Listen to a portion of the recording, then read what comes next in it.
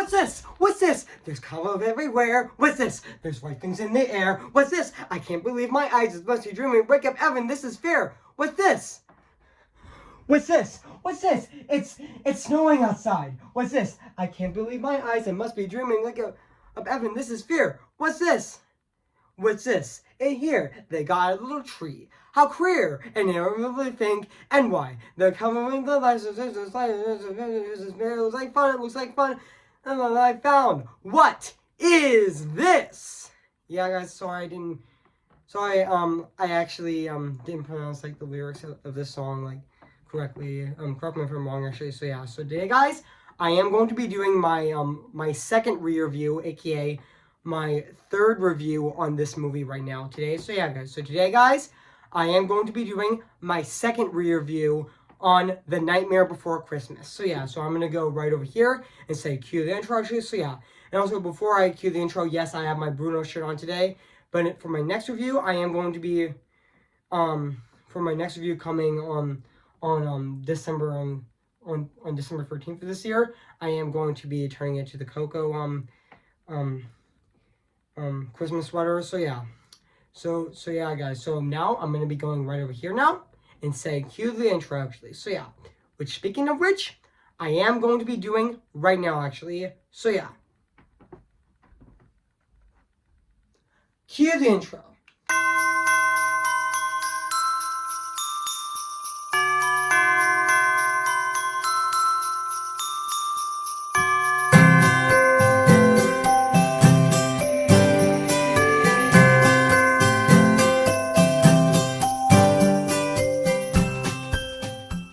This is Halloween, this is Halloween, trick or treat in the dead of night. This is Halloween, everybody make a scene, trick or treat in the distant hell.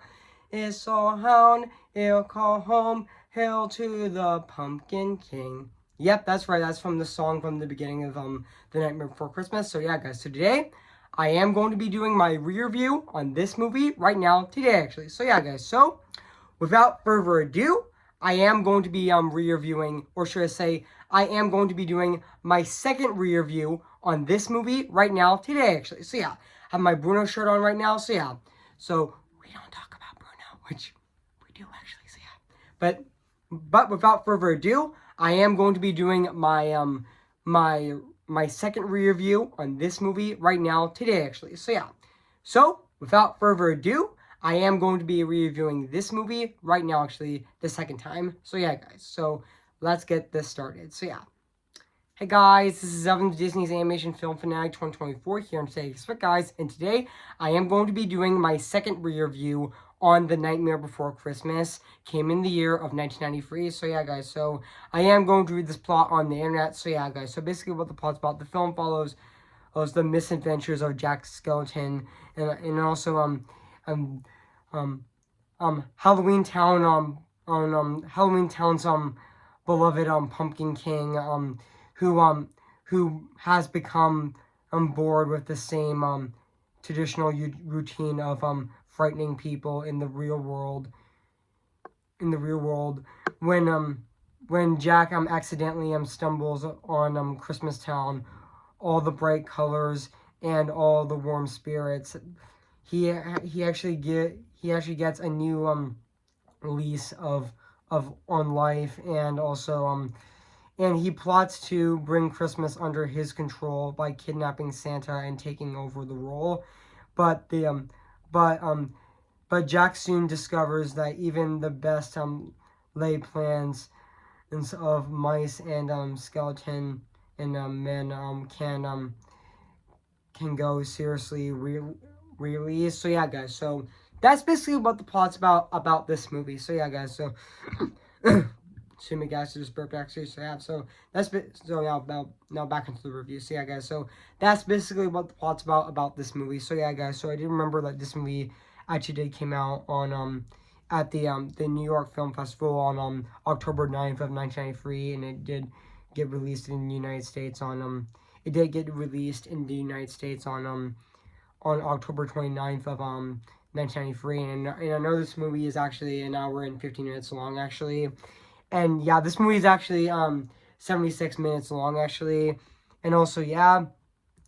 And also, yeah, which I am going to read the production of the movie, which I'm going to be reading right now. So, yeah.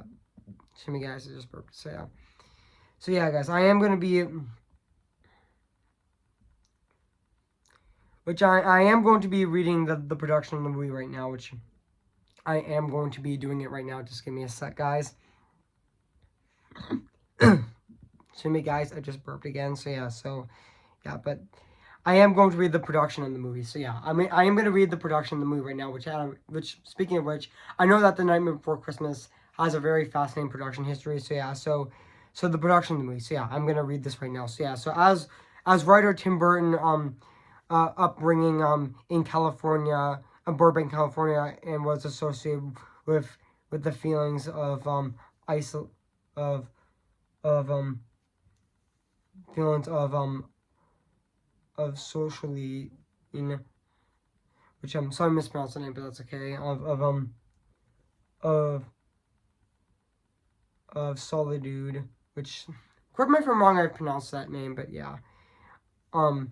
The filmmaker was largely fascinated by the holidays during his childhood. Any time where Christmas and Halloween, it was great to give you some sort of texture all sudden it wasn't there before. Then Tim Burton would later recall that after completing his short film Vincent in 1982, which Burton then employed at Walt Disney Feature Animation, which is now called Walt Disney Animation Studios now, was also wrote free page poem with a free page poem titled "The Nightmare Before Christmas," drawing inspiration from television specials like Rudolph the Red-Nosed Reindeer, How the Grinch Stole Christmas, and the poem I Visit from St. Nicholas, and even Tim Burton insisted to adapt the poem into a TV show with a narration by his favorite actor Vincent Price, but also considered other options such as a children's book, and also he created the concept and storyboards for for for the project, and also in collaboration with Rick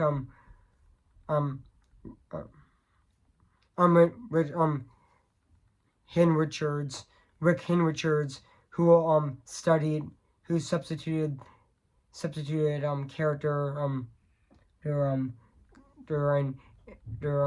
created concept art and storyboards for the project in the collaboration character subject models, and later Tim Burton showed his and Hinrich in progress of to Henry Selick, which is also a Disney animator at the time. After the success of Vincent in 1982, Disney considered developing The Nightmare Before Christmas as either a short or as a short film, or even a 30-minute holiday television special. And however, the development dropped initially. The project's development installed as either as its tone would be too weird to the company, as Disney was unsuitable to author his knuckle losers enough scope. And also Tim Burton was fired from the studio in 1984 and went on to direct successful movies like Beetlejuice and Batman, and for Warner Brothers. So yeah, and even over the years, Tim Burton regularly would thought about the project. In 1990, and Tim Burton found it out that the Disney company still owned the rights, and he and Selick committed to produce a full-length feature, expanding the poem storyline, and later as director, and with the latter as director, and also Selick chose to not work with MTV for a series of of his short film Slow Bob in the lower dimensions to direct the film, and even Tim Burton's own success with live action films permeated his interests. This Walt Disney Studios chairman Jeffrey Katzenberg, who saw the film as an opportunity to continue the studio's streak of recent successors in animation, and also in animation. But Disney was also looking for the Nightmare. Disney was looking forward to Nightmare to show Capri's to technical and storytelling achievements and that they were present in Who Framed Roger Rabbit, and even Walt Disney Motion Pictures Walt Disney Pictures president Bob Bob Harberman believed the film would prove that the creative achievement to include the Disney image is embracing with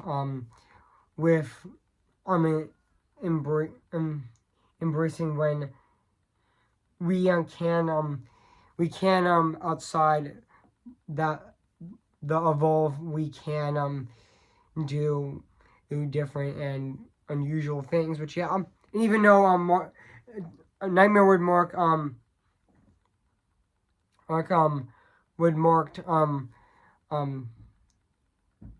Burton's third cruciative film as a Christmas setting, and also Tim Burton would not direct due to his commitments of Batman and Robin, which I know that he didn't direct this movie because he was too busy making Batman Returns back then. So so to about the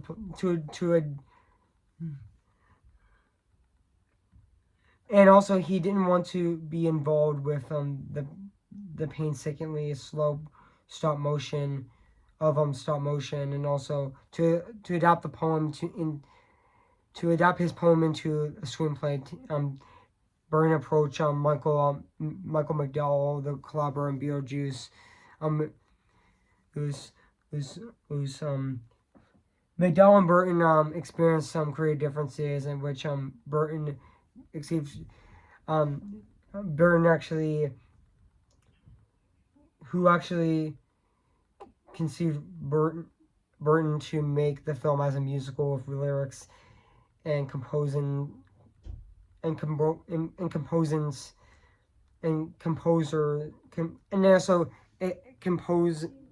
compositions, which I mispronounced the name, but that's okay, by Franklin collaborator Danny Elfman, and also Elfman and Burton would also create a rough storyline with two leads of the film's songs. Even Elfman would found writing 7 songs to be one of the easiest jobs that he's ever done, and I had a lot of in common with Jack Skellington. Even Coraline Thompson had yet to write a screenplay, and even with Thompson's schedule with Thompson's screenplay, Henry stated there were a few lines of dialogue that Coraline's that are Coraline's, and also she was very busy on other films, and we were consistently rewriting, and refigurating and developed the movie visually. Which even though Henry Selick and his team of animators would begin production in July of 1991 in San Francisco, California, with a crew of 121 workers, sitting with 20 sound stages of filming, and even Joe Ranft was hired from Disney as story supervisor, with Eric Lincoln as animation supervisor. With at peak 20 individuals were simultaneously being used for filming, and even a total where 109 and 44 are on 40 100 frames were taken from the film, and even the work of Ray Ray which I mean even the work of Ray Harrison and Lewis Starvin, and even Edward Gorey, and even Eli Desert, and even Galen and and Wilson, even Charles Adams, and Jay Alana, and Francis Bacon, and even Wesley Kensley were influenced the filmmakers, and even Selleck described the production as the production design as akin to a pop-up book, and even in addition of Henry Selleck, Henry Selleck stated when we reach Hometown, the entire German expressionism when Jack Skellington enters Halloween Town, it's an outrageous Dr. Seuss esque set piece, and also finally when development when Jack Skellington delivers the presents in the real world, every pain simple and perfectly learned, and even fun fact, guys, also Vincent Price, Don Dahlem, and even James Earl Jones were considered to provide the film's narration. However, it was too difficult to cast, so the story instead so the producers instead hired a voice artist of Leonard Brewer, but also Patrick Stewart also provided the prologue of the narrations for the film soundtrack as well, and even on the direction of the film, even though the stop motion of this movie is also done. Fun fact, guys, the stop motion of this movie, the Nightmare Before Christmas, was done at Skeleton Productions, actually, which also the same studio who also animated James and the Giant Peach as well, which would be Henry Selleck's second movie that he would work on, actually, which even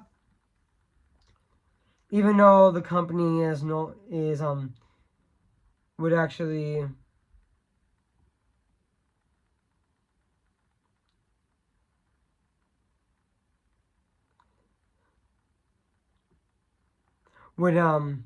even though the company would actually be defunct in 1998, which was 26 years ago, actually, but and also even though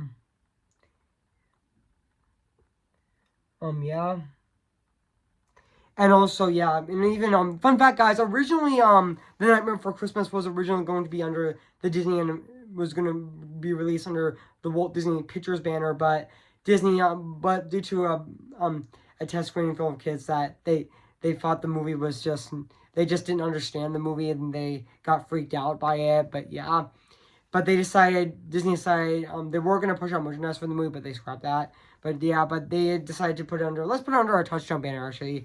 Even though, yes, I wouldn't count this as a Touchstone movie anymore, because I would count it as a Disney film, actually, now, which after the movie became a success, after the movie his popularity over the years, it actually premiered,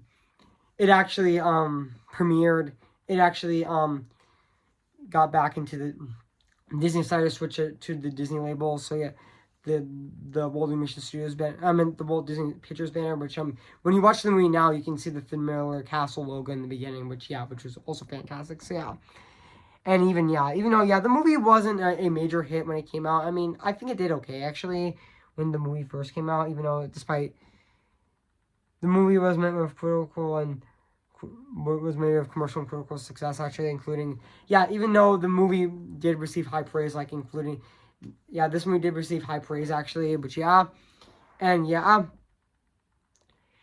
was going to be under the Disney label because the studio believed that the film's gothic tone would be too dark and scary for kids, but Disney was proven wrong that the movie was successful. That Disney said, you know what, let's put it under our Disney label now. Which yeah, even though yes, I wouldn't count this as a touchstone movie, especially yes, no guys, I'm not gonna count this as a touchstone movie because considering that this was originally a touchstone movie, but now it's a Warner Brothers. I mean now it's a Disney movie, not a Warner Bros. Movie. It's a Disney movie now. So yeah, it's definitely like how Willy Wonka and the Chocolate Factory was originally a Paramount movie, but since after the movie's grown popularity, Paramount sold the rights to Warner Brothers, which now it is a Warner Brothers movie now. Which yeah, now back onto the Night Before Christmas. So yeah, guys. So what do I think of this movie? I have to say this is definitely a classic. Which yeah, I would say that The Night Before Christmas is definitely a really great Christmas movie and a great Halloween movie. But yeah, this movie is both a Christmas movie and a Halloween movie at the exact same time. This is a Halloween movie and a Christmas movie. But yeah. And yeah, this is a musical actually. I mean, this movie, The Night Before Christmas, is a musical. But yeah, and yeah. The main reason why I'm reviewing this movie this year it's because the actor who played the Oogie Boogie Man in this movie, Kevin Page, he died this year, which was really tragic. But also and also yeah, there's so much iconic scenes in this movie, like when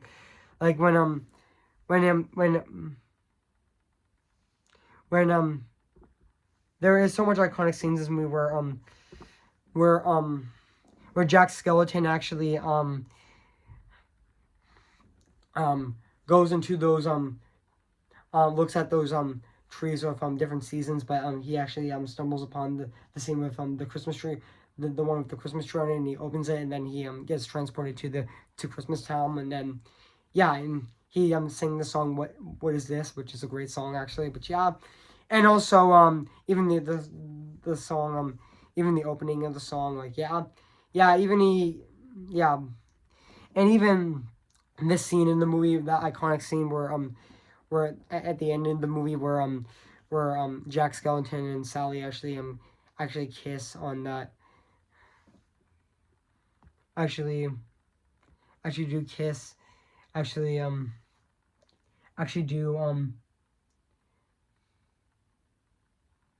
kiss on that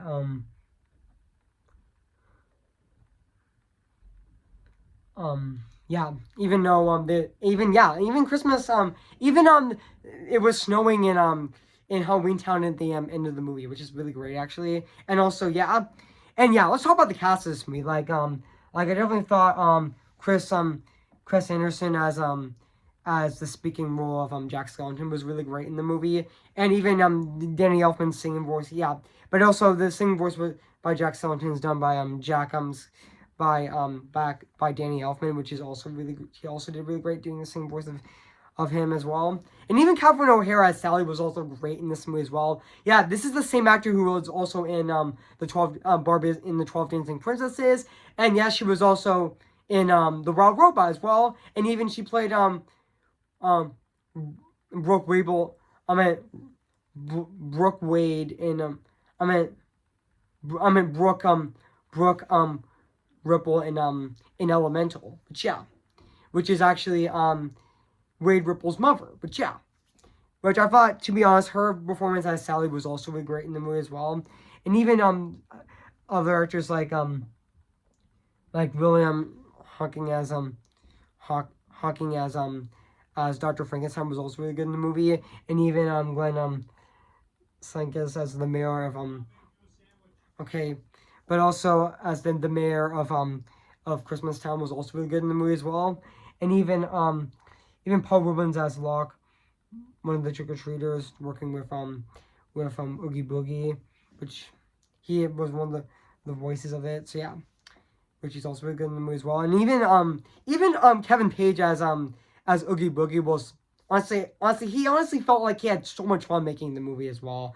Even though I do know that Kevin Page is actually a Broadway actor, but yeah, but also sorry guys I just got a text from my dad actually, so yeah, but even though But now I'm going to go back onto this movie. But yeah, even though Kevin Page actually does the voice of um of of Oogie Boogie, even though you do see his shadow in the beginning and possibly in the middle, but yeah, even though we don't see him fully until he actually kidnaps Santa. Actually, he actually does torture Santa actually in this movie, which yeah, and also yeah, even and yeah, which also yeah, and now let's but yeah, honestly, I felt like Kevin Page as Oogie Boogie felt like he had so much fun in the movie, and yeah, but honestly, even his song um Oogie Boogie was also a really catchy song. Actually, he finally felt like he had the time of his life making this song. Actually, but yeah, and also but also okay, Dad, I'm just give me a second, guys. Dad, okay, I mean, I'm actually making this video actually. So yeah, sorry guys. So let's go back onto the review. So yeah, guys. I mean, his performance in this movie is definitely really great as well. So yeah, guys. So now let's talk about the music and the score of in the songs of this movie, which is actually the songs were actually composed by Danny Elfman, which songs like This Is Halloween is also really great, and even Sally's song, and even What Is This was also a really great song as well, and even Can That Santa Claus, and even This Is Halloween. And even the Oogie Boogie song was also really catchy as well. I mean, yeah, the songs in this movie are definitely phenomenal and really fantastic at the exact same time. I mean, yeah, the songs are just very iconic actually. So yeah, but honestly, yeah, the songs in this movie are just very iconic actually. And yeah. And now let's talk about the animation of this movie, which also still holds up to this day. 31 years later, it still looks absolutely phenomenal and really fantastic at the exact time. I mean, yeah, it definitely matches that Halloween and Christmas theme of this movie very well, actually. And yeah, even though this movie is not directed by Tim Burton, but yeah, it does look Tim Burton. Yeah, but even though Henry Selick directed that movie, even though he would direct Coraline later on, which I am going to be reviewing that movie next year for Halloween month for next year. So yeah, guys. So yeah, guys. I mean, yeah, I know this movie is directed by Henry Selick actually, but yeah. So overall, guys, I have nothing else to say about The Nightmare Before Christmas. So yeah, guys. So if you haven't seen The Nightmare Before Christmas, where you've been, I recommend it. So yeah, it is streaming Disney Plus. So yeah, guys. So I'm gonna give The Nightmare Before Christmas 10 out of 10, spectacular. So yeah, guys, what do you think of my re-review on The Nightmare Before Christmas, or should I say my second re-review on The Nightmare Before Christmas? So yeah, guys. So make sure to comment, like, and subscribe my channel, and make sure to like this video. So yeah, guys, so stay tuned for this Friday, which I'm going to be doing my movie review, aka my 7th Christmas month review on my channel this year of 2024, with my movie review on The Shop on the Other Corner, which I'm going to be reviewing on December 13th of this year, so stay tuned for that as well. And also after that review, I'm going to be doing my review on Toy Story That Time Forgot, which I'm going to be reviewing on Tuesday, December 17th of this year. So stay tuned for those reviews. So yeah, guys. So before I go, guys, I am going to sing for you guys right now. So yeah, guys. So yeah. Who's your favorite fearless hero? Who's your favorite fearless hero? Last Christmas, I gave you my heart, but the very next day, you gave it away. This year, you saved me from tears. I showed it to someone special, special. Where are you, Christmas? Why can't I find you? Why can't I gone away? Where is the laughter you used to bring me? The one I can say. Remember me, though I have to say goodbye. Remember me. I'm just Ken, anywhere else I'd be attend. Isn't my destiny to live and borrow life for property? I'm just Ken, anywhere else I see is a friend. When it take for her to see the man be highlighted and fight for me. I am ready. Come on, I'm ready. I'm impatient in setbacks and steady. Bless me now as you blessed us all those years ago when you gave us a miracle. Am I too late for a miracle? Tell them how I defying gravity. I think I'll try defying gravity, and you can't pull me down. See the light where the sky meets the sea, it calls me, and no one knows before it goes. If the wind in my sail on the sea stays behind me, one day I'll know how far I'll go. Oh, okay, guys. I'll see you guys in my next review. So, yeah. So, see you guys later, and bye.